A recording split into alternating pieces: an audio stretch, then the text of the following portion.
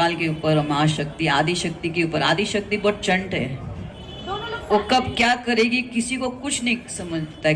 कल मैं ना बोल रही थी महामंडलेश्वर के लिए, मैंने कहा नहीं नहीं मुझे किसी चीज़ के लिए बनना नहीं है।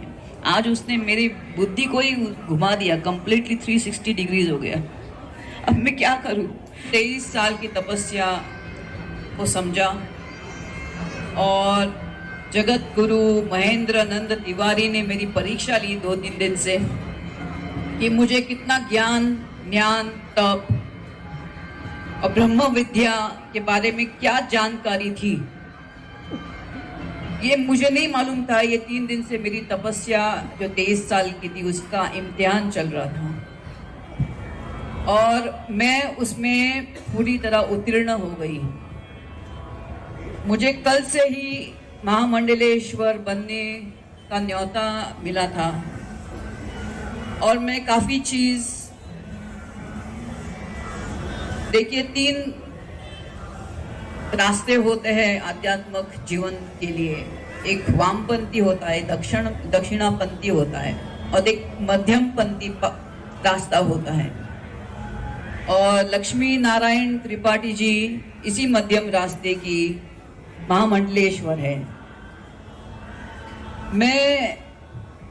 मैंने जो 23 साल से ध्यान और तप मेरे गुरु द्वारा जो भी मुझे प्राप्त हुआ,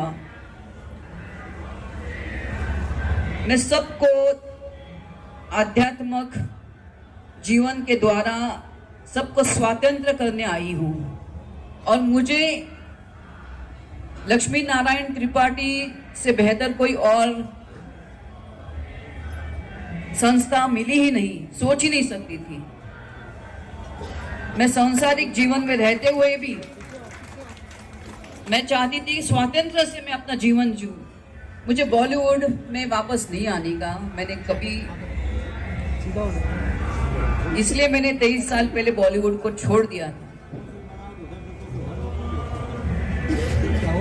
तो वापस जाने का कोई सवाल ही नहीं उठता।